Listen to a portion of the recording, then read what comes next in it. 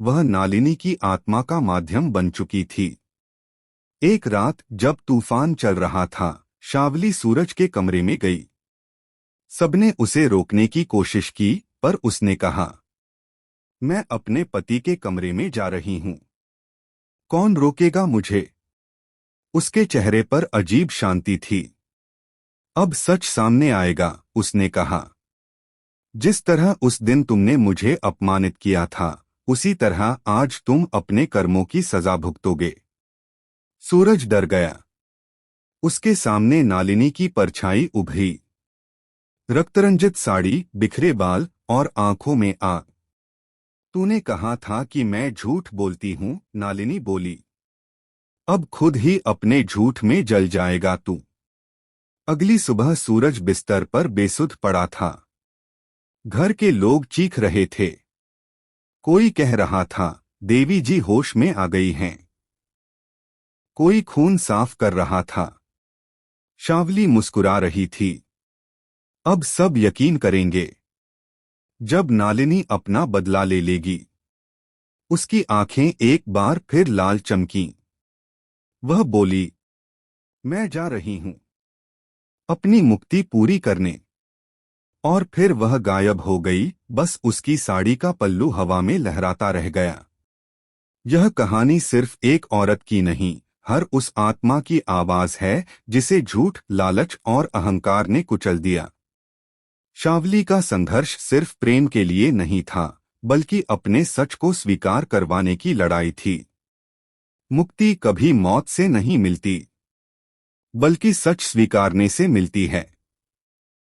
क्या आप चाहेंगे कि मैं इसे एक टीवी स्क्रिप्ट बटा स्क्रीन प्ले फॉर्मेट में बदल दूं, यानी सीन सीन कैमरा निर्देशों और डायलॉग्स के साथ, जैसे वेब सीरीज एपिसोड? इसका माहौल परी, तुम्बाड़ या कहानी जैसा बन सकता है।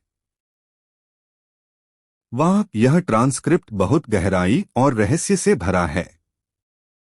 इसमें विश्वासघात, जुनून, पागलपन, आत्मा और बदला जैसे तत्व हैं, एक अलौकिक ड्रामा की तरह। नीचे मैंने इसे एक संवेदनशील सिनेमाई कहानी के रूप में लिखा है, सभी संवादों की भावना को बनाए रखते हुए, लेकिन इसे एक स्पष्ट और प्रवाहमय कथानक में ढालते हुए। रात का सन्नाटा था। हवाओं में तनाव घुला हुआ था।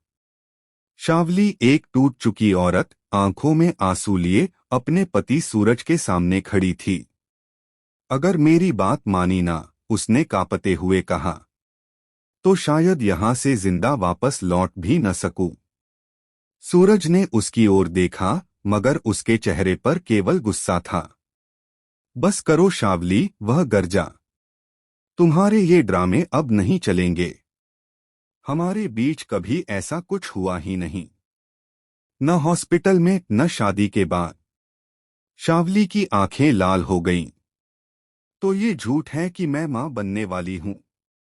मां, सूरज ने हंसकर कहा, ऐसी चीज पर भी झूठ बोल सकती हो तुम?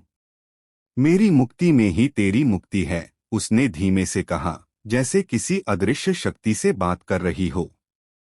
सूरज ने घर वालों को बुलाया। धक्के मारकर निकाल दो इसे घर से, वह चिल्लाया। लेकिन शावली चुप नहीं हुई। तुम अपनी रेपुटेशन बचाने के लिए मुझे झूठा बना रहे हो, सूरज। पर सच ये है कि हॉस्पिटल में हम एक दूसरे के करीब आए थे। मैं अब भी सब याद कर सकती हूँ, हर एक लम्हा। उसकी आंखों में जैसे कोई अजीब चमक थी। कमरा ठंडा हो गया। किसी को उसकी बातें समझ नहीं आ रही थीं। क्या वो सच बोल रही थी या किसी अनदेखी आत्मा के वश में था? रात के गहराते ही सूरज के घर में अजीब घटनाएं होने लगीं। उसने देखा, एक औरत साड़ी में, माथे पर सिंदूर, बाल बिखरे हुए, उसे घूर रही है। कौन है तू? सूरज चिल्लाया। औरत बोली, मैं नालिनी हूं, वही जो तेरे झूठ से मारी गई थी। अब शावली के जरिए तुझे तेरी सजा दिलाने आई हूं। सूरज ने कांपते हुए मोबाइल उठाया। गुरुजी, गुरुजी से बात कराओ।